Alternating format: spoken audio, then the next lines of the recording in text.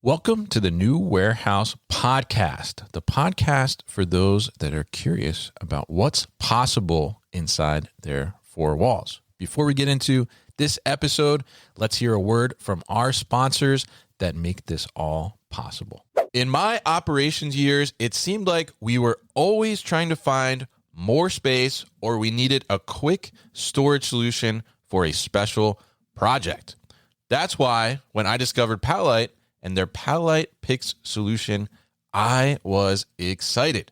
Made from ultra-strong engineered honeycomb structured board, these corrugated shelving units can support up to 1,100 pounds. They're definitely stronger than they look, and they come to you flat packed for easy installation in minutes.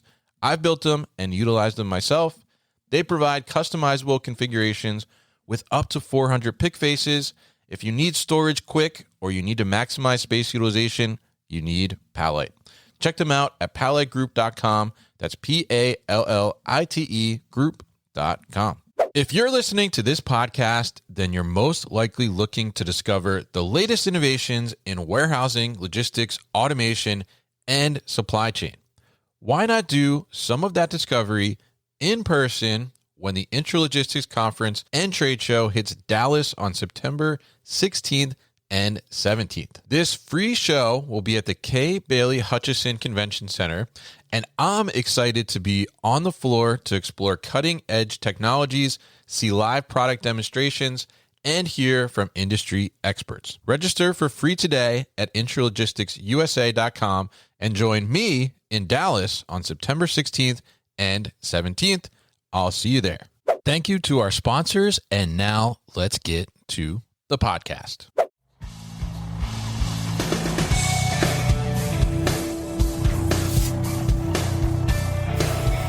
The New Warehouse Podcast, hosted by Kevin Lawton, is your source for insights and ideas from the distribution, transportation, and logistics industry. A new episode every Monday morning brings you the latest from industry experts and thought leaders. And now, here's Kevin.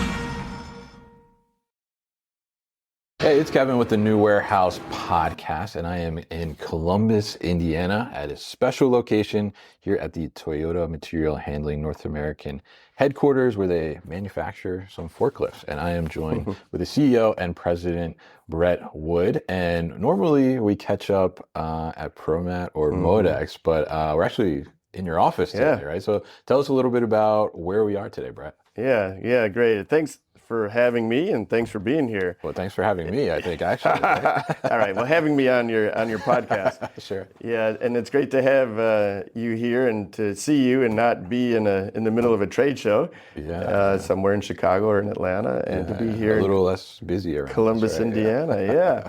Yeah. So welcome to the home of Toyota Material Handling North America. This is our headquarters in Columbus, Indiana. It's our kind of, welcome to Middle America.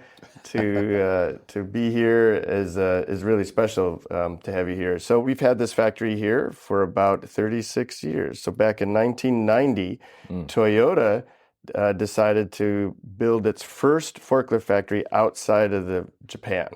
And their choice was right here. It was a cornfield in Columbus, Indiana. And now it actually started around about 100,000 square feet, pretty modest facility, a couple hundred people, and started building forklifts, like I said, back in 1990. Fast forward to today, we have expanded tremendously. We now have almost 2 million square feet under roof. Wow. In addition to the new factory that we're launching tomorrow. Big campus, if you will. 2,100 people are now here designing, building, supporting forklifts and our products that we have for our dealers and our customers. It's really great to see the support that we get from the local people here in Columbus, Indiana, the politicians, the community. And I feel like we're really embedded in Middle America here with our Toyota philosophy, our Toyota culture, and also giving back to the community quite a bit too. So right now, we're about 1 in every 3 forklifts sold in North America is either Toyota or Raymond product. Really? Oh, very A lot of nice. them come out of this factory here. We have 5 factories located around North America that build forklifts. We have 8 total factories that support it with components and like a supplier. And right now, all those factories build about 400 forklifts a day. Who knew our world needed so many forklifts, right? Yeah, a lot of stuff to pick up and put down, I guess. Right? Exactly. Everything you touch, everything you own, everything you eat or drink probably was handled by a forklift somewhere At some along point, the supply chain, right? So with 400 forklifts a day being built, it's almost like a forklift every 4 minutes here in our factories, our tack time. And it's pretty exciting to see our support of the not just the U.S. supply chain, but the global supply chain and with our products. And we're more than just forklifts too. So we've been talking about those products, and that's our main core products. But we're also advancing into automation with our partners at Toyota Automated Logistics, formerly known as Bastion. You're going to get to see some of that in that new factory tomorrow. So the automation world is exciting, and we're partnering with our group companies on that. We do a lot with telematics. We have a lot of data, and our products can gather data to help our customers be more efficient. And we also, spend a lot of time with our safety of our products, helping customers operate every day in a good, safe manner. So we like to say we're a solutions provider. Sure. More than just a forklift provider. Yeah, absolutely. And I think, the breadth of that, there's so much there, right? And I think it's really interesting, too, that you're able to leverage your internal partners, I guess, in a sense, with Toyota Automated Logistics to help with some of the things that are going on in your manufacturing plants as well. As I saw previously at the parts distribution center, right, with the auto store from, previously Bastion, now Toyota Automated Logistics. Now, at this facility on this campus, are you manufacturing all models of forklifts? Is it specific models? What is coming off the line here? Yeah, so we are building counterbalance forklifts, if you will. And coming off the line, our main factory started with engine products and IC, internal combustion engine products, which are LP, gas, or diesel powered. Sure. And that's probably like our core model that we started many years ago. And it's evolved into more electrics. So we also build in this factory a 4-wheel electric and a 3-wheel electric model. And those have really evolved for us from a manufacturing point of view, because now we build all those products on the same line.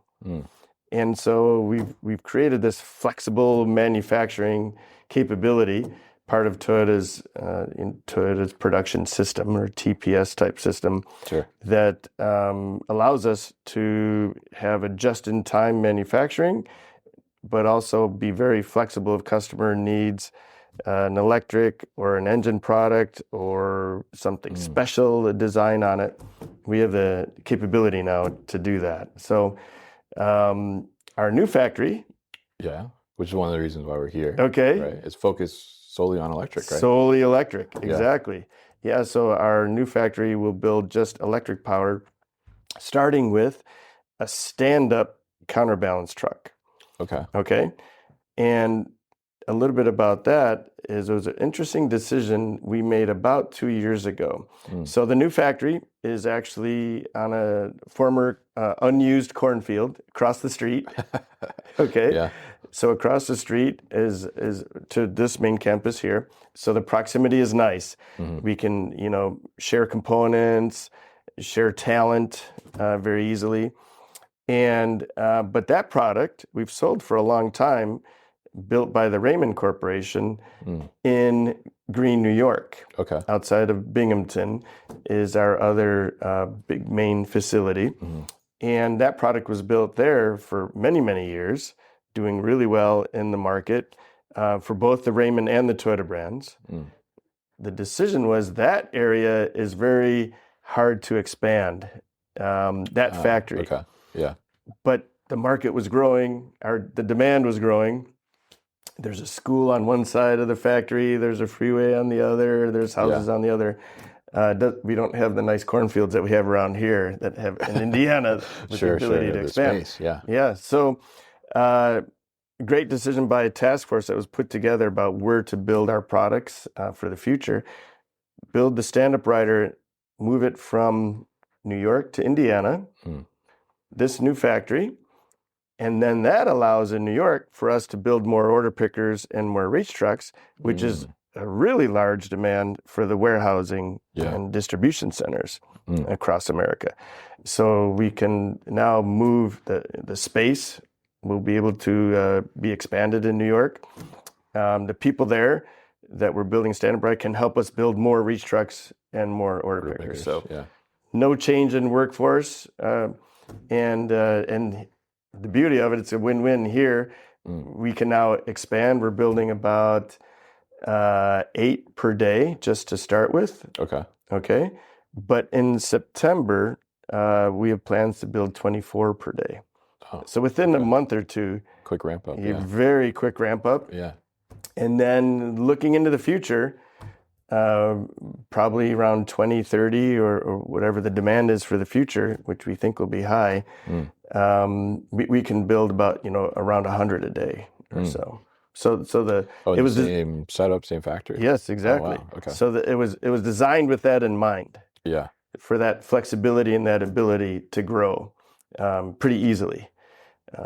And so it was a nice win-win situation for us, recognizing the trend towards more electric vehicles, which was back to your original question. Yeah. Let's talk a little bit about that, because I think every time we've talked in the past, we kind of touched on this a little bit. The kind of the evolution of electric and the adoption rate of electric. So, obviously, dedicating a facility to it, I think that's a signal in the market for sure. So, tell us a little bit about what do you see on that front? Is the demand continuing to increase from electric? Is IC kind of decreasing? What does that look like right now? Sure.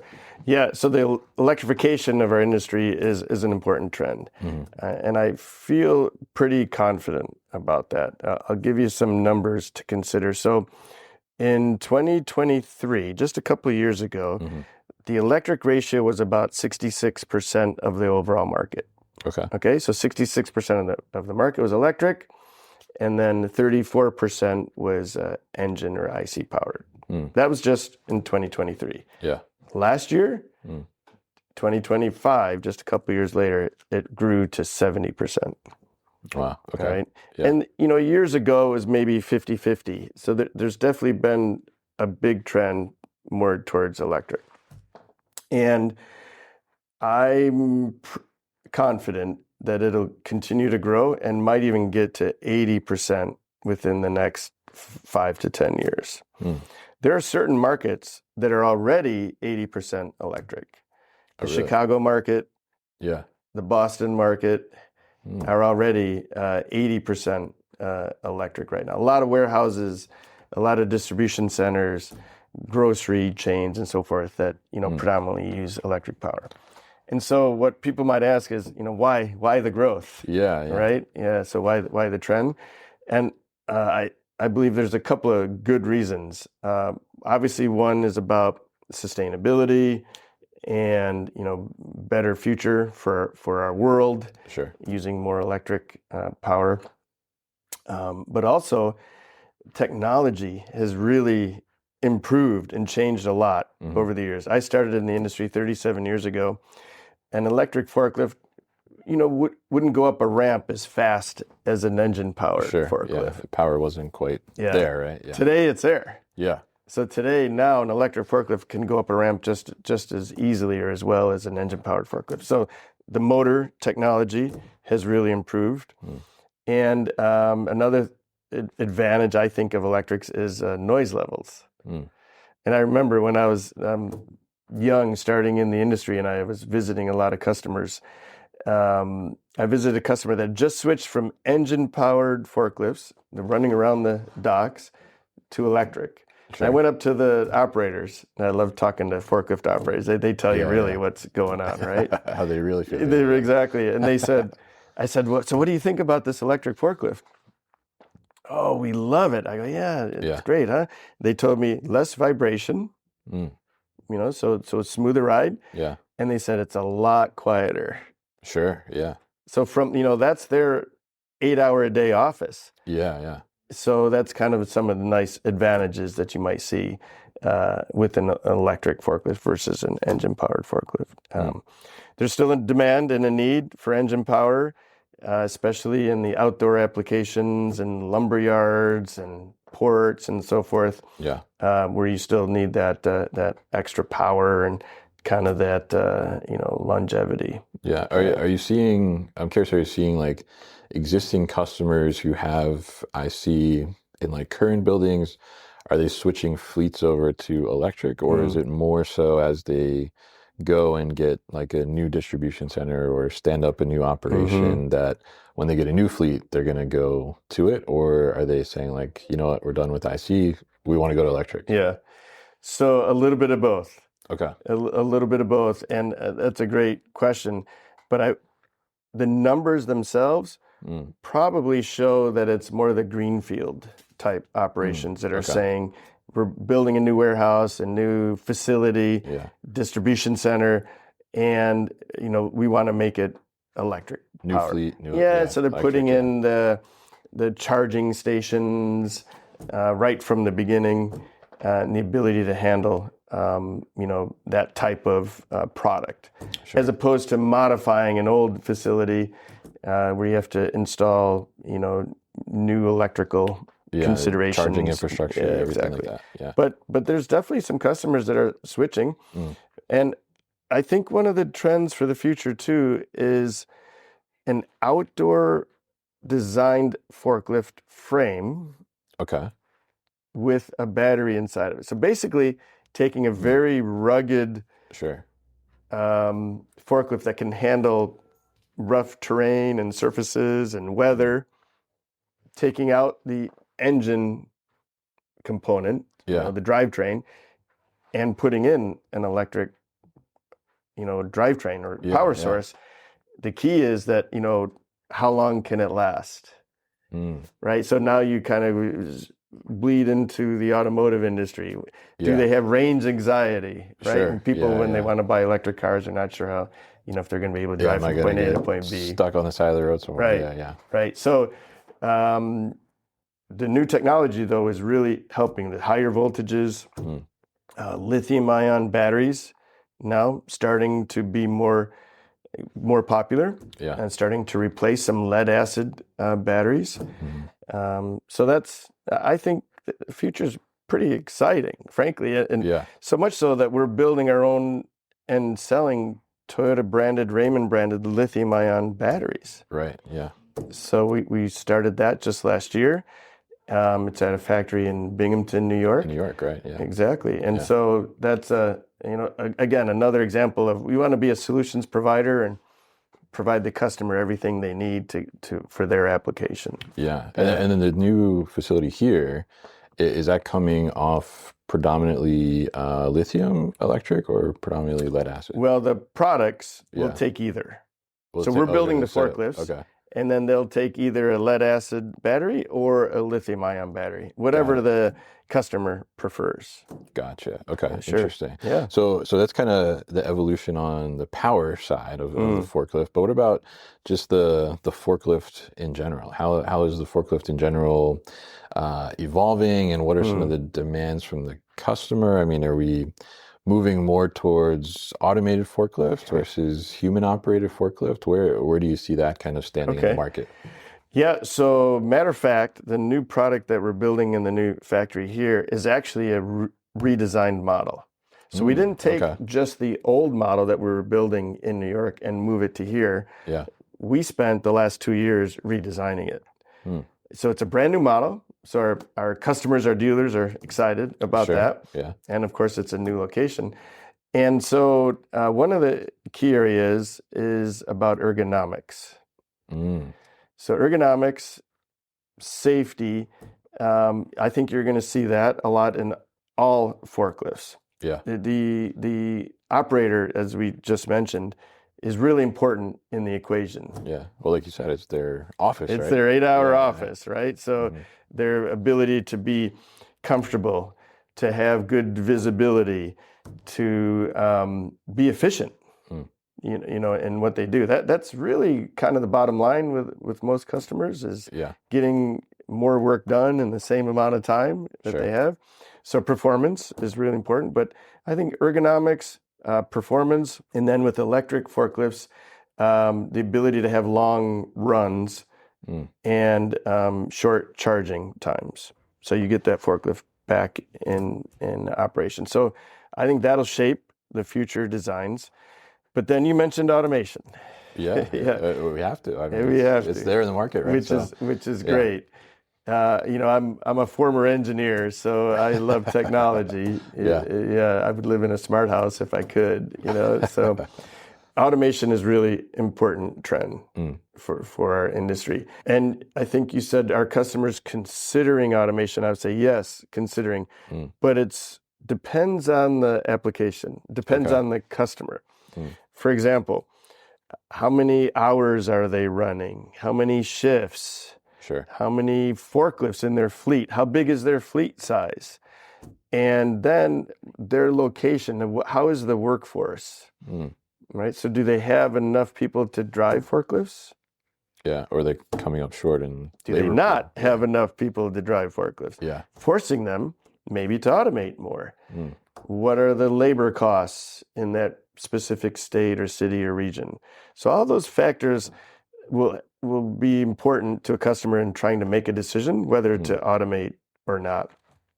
But we are seeing that as a future trend. We're partnering with our Toyota group companies, Toyota Automated Logistics, Bastian, Vanderlande, Via Store. Very blessed and lucky to have that opportunity to work with them and help us automate our forklifts and give the customers, you know, what they really like. Here's something, Kevin, that I'm personally, I like semi-automated. Okay. Okay. So the theory or the approach could be during the day, you might have operators to drive the forklifts around. Okay.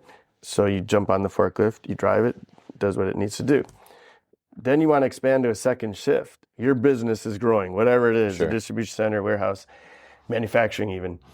And they want to go to second shift. Well, they don't have enough forklift operators or can't find someone to work at night. Flick a switch. Now that forklift could be automated. In automation mode. Yeah. Yeah.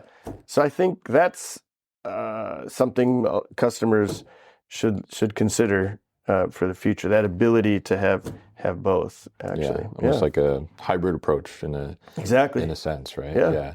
And I think that makes sense because it is kind of, and I think that also, you know, when you think about the like adoption, right, and the comfortability, like that also allows you to kind of ease into it a little bit and test it, but go back to the, you know, manual state as well and figure that out. So I'm curious, you know, from the Toyota perspective, I mean, as these things evolve, right? And obviously, you know, technology as a whole, right? It's just advancing so rapidly, right? Especially in our space. And, you know, how do you kind of stay ahead on that? And how do you look at innovation and make sure that, you know, you're, I guess, maybe placing the right bets in a sense as Toyota, and how you're, you know, redesigning forklifts and thinking about future models and things like that. I mean, how do you think about that? Yeah. So it's pretty basic. Okay. What do customers want? Okay. So we all say we want to address customers. Well, let's go ask the customers. Yeah. Okay, so that's one thing. We get a lot of input directly from customers. We like to do surveys. We like to go and visit them, see how they're using their products, and then what are they thinking about for their future. And then what's important too is our dealer network. So our dealers sell, they sell 80% of our business is through our dealers. So I like to treat our dealers as customers too. And so the dealers give us really good information. So we have surveys, we have meetings with them, brainstorming sessions, just to talk about what's important from their point of view, maybe what they're hearing from their customers, and then we can plan or, react accordingly. I love to visit trade shows. Yeah. And we talked about that earlier. Yeah. To see what technology is coming in the future. It doesn't have to be exactly forklift related too. It could be technology in another industry that if we have the vision, we could see that being used in our industry. Okay. Yeah. And then another area is using universities. So one example we have is part of our research project, especially with our Raymond engineers that we have in New York. We like to go to universities, and it's common to say, here, can you work on this project for us? Yeah. Like a capstone project or a project team. So years ago, we flipped that. I had an idea. Okay. And I said, let's go to university and say, what are you working on today that maybe we could use in the material handling industry? Sure. And so we flipped it, and we're funding some universities to work on, projects that they were thinking about, maybe for the automotive industry, actually that could be used on forklifts, or that could be used in material handling. So that helps us stay in touch with, especially academic world, as far as what the young smart people in America are thinking about. Sure. Working. Next generation coming up. Yeah, like everything's an app, right? Yeah. Or an avatar nowadays. And how can we use that in our world somehow? But the main thing is really hearing from customers, and we actually have a phrase for it. It's called Genchi Genbetsu. It means go and see with your own eyes. Yeah. And when I was in charge of product planning years ago, everybody on our team, we had to see at least 20 customers a year. No matter what project you're working, you had to get out of the office and go see a lot of customers every year. See with your own eyes what's going on. Yeah. I'm curious. I mean, you've been here a while, right? And you've been through the kind of Toyota ranks to get to the level you're at now. And I'm sure you've seen a lot of customers in those years. So I'm curious, like what's one thing maybe that stood out to you the most when you visited a customer and you're like, oh, this is like a eureka moment almost. Wow, that's a good question. So I have a couple. Okay. But one I remember, I think it was in Wisconsin, and we were visiting a paper manufacturing facility. And they were picking up large paper rolls. And that's a heavy load. A heavy load needs a big counterweight. Sure. For the laws of physics. Yeah. But the big counterweight made it so they couldn't fit into the trailer where they were moving the paper rolls. They couldn't kind of swing. Right. Yeah. That was a challenge. Yeah. And it was always really tight. So that's when we came up with a design to make the counterweight not long, but taller. And it helped with the turning radius of the forklift. And that was purely because we saw the operators struggling to take this big paper roll with a big clamp on the front of it, a big forklift to fit into the trailer. So, and we actually called it a boxcar special. I like that. It sounds like a cocktail almost. So that was one of my good memories. And then that one customer too that we visited that changed from engine powered to electric, how that the customer really commented about lack of vibration, the operator, and the low noise levels, and that probably motivated us to even do more with our electric products.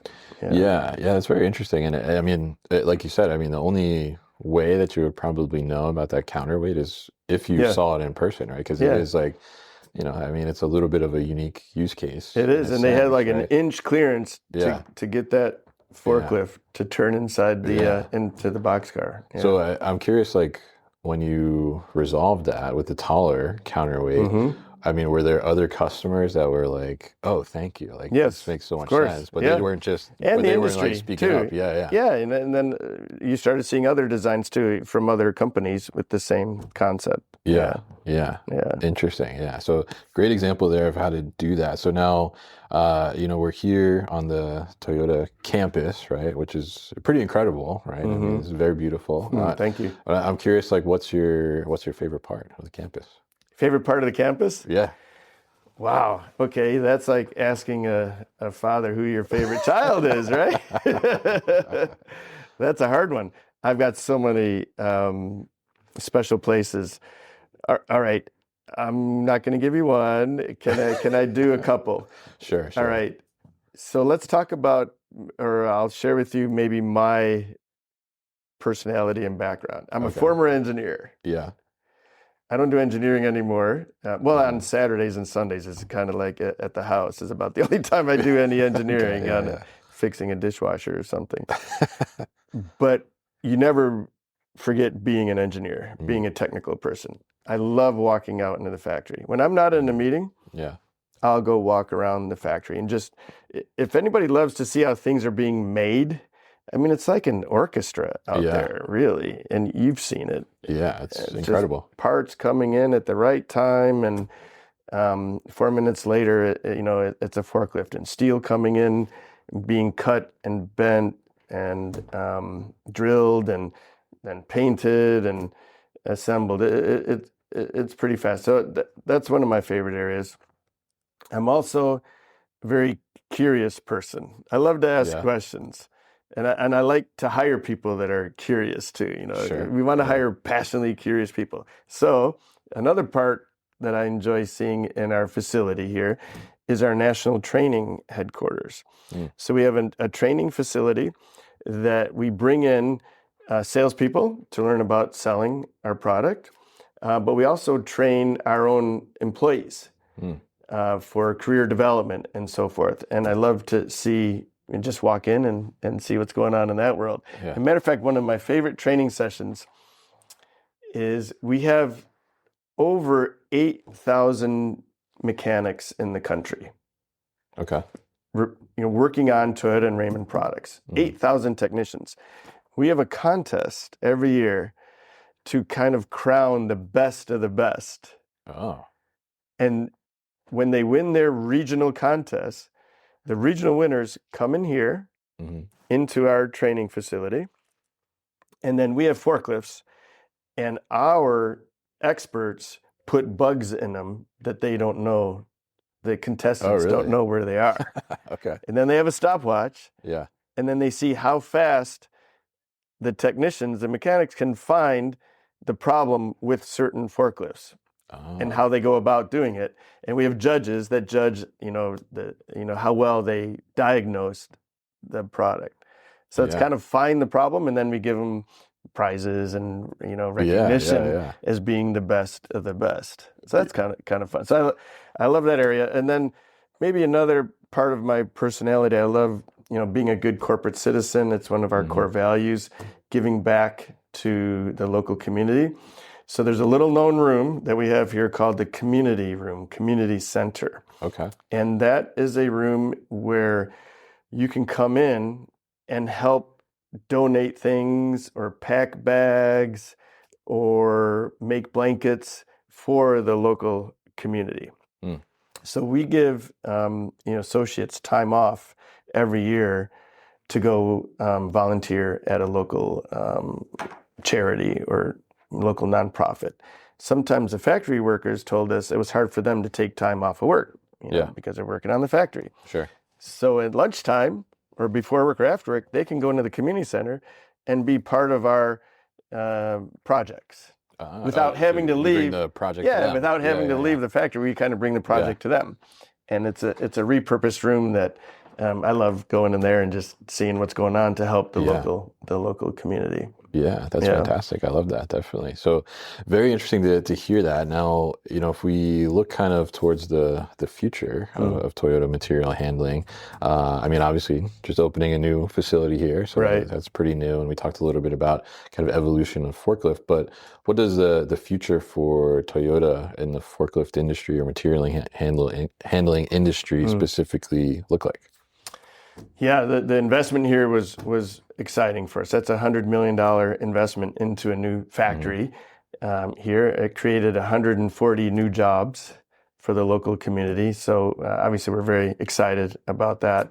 Love to see people be excited to come to work and have an opportunity to work at a place like this. The future looks great for our industry. I would love to be 22 years old again right now because I think technology is going to move us so fast, and AI is going to be part of our world that'll make our industry even better than how it is today. But it'll move the next 5 years. Like I said, I think it literally will move faster and in a more exciting way than even the last 20 years. It's a good time to be in our material handling industry. It's a healthy industry. For Toyota specifically, and our Toyota and Raymond dealers and so forth, we like to plan for the future. So if you work at our company, you're not working at a company that plans for next week or next month or next year. We're planning for the next 5 years. And we meet routinely to talk about that plan. And so we created, actually was carrying this with me today, we created a Hoshin document to help us plan for the future. Okay. And it has 4 pillars on it. And we give this to all our employees. And the 4 pillars are respect for people, serve customers first, pursuit of excellence, and partner for success, with our core values and our leadership model being the base of the 4 pillars. And so when you think about the future, I love how we talk about respect for people. Yeah, I was going to say, I like that is It's first, first, right? especially with all the technology that you're talking about. Exactly. And it could be people, our own associates, our own employees, and help them with career advancement, maybe some training opportunities, maybe some rotational programs that we're creating for them to get experience as different parts of the company. We're a big company now with our partner companies and our dealerships too. Sure. But not just those people. Respect for people also means for community, our country and globally, and sustainability, the environmental initiatives that we're working on. So, we're looking to, have amazing EcoVadis scores about our factories and our products to help with the future of our Earth, really, right? Sure.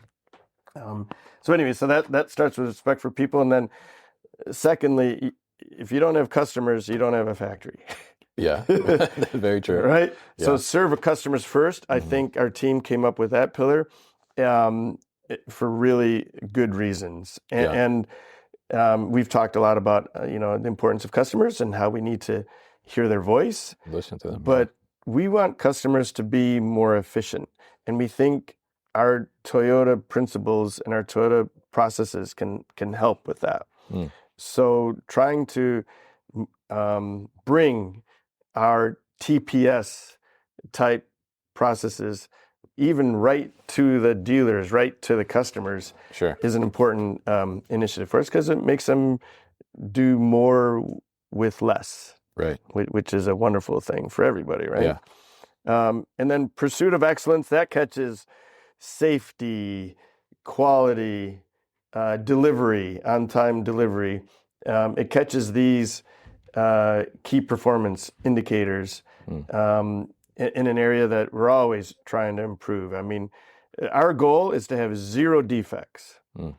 No company will ever probably get there, but we always want that to be our North Star, to be our true goal from a quality point of view, and to improve everybody's cost structure too. So And then our last one is partners for success. Partnering for success, that could have a broad definition, but I like partnering with our dealers. As I mentioned, the importance of them we're number one because of our people and our dealers. Partnering with our Toyota Group companies. As I mentioned, Bastian, Van der Lande, Via Store, and our automation group is a great example of that. But there's also Toyota Automotive, the technology that they're working on for automobiles and cars. Can we partner with them and use some of that technology in our forklifts, for example? Where's the synergy? Yeah. And then I love partnering with suppliers, and we like to call them partners because the suppliers are companies that work with us to bring products into our forklifts, into our products. We want to raise their game, raise their quality, raise their standards. And anytime we can help a partner like that or a supplier is good for everybody. I mean, good for us, good for the industry in general.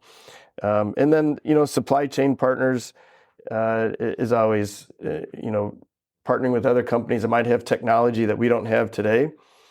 I love, going to Silicon Valley and talking to people. What are you working on? Yeah. And then, maybe we could use that in our industry. Yeah. A little bit. So. Yeah.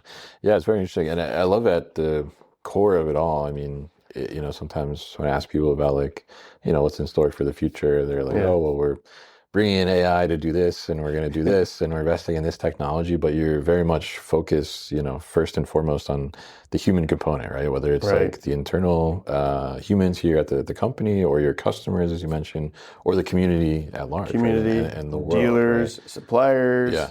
Right. Yeah, and I think that's really a fantastic thing to hear, and figuring out how to pair that with technology along the way is a great thing. So it's really good to hear about the future and kind of your thoughts and the evolution of the industry as a whole, and also to be here on site and be welcomed into your office here to talk to you as well. So I really appreciate you having us here in Columbus, Indiana. Now, if people want to learn more about what Toyota has to offer from the material handling side, what's the best way to do that? Probably through our websites. So ToyotaForklift.com, and the Raymond Corporation is a great way to start. And then connect with any of us on LinkedIn. We're using LinkedIn a lot also, and myself too, to share information about our company. But our websites are the best place to get information about our products and what our company is working on. All right. Fantastic. And we'll definitely put all that information at thenewwarehouse.com, as well as in the show notes for this episode, so you can find it. So Brett, thank you once again for having me here in your office and coming on the show. Happy to have you here, and thank you for coming. Good to see you.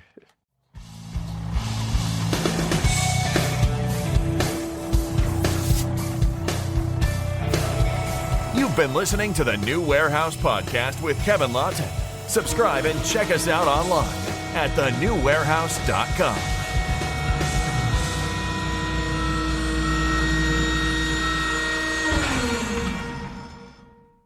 Enjoyed this episode?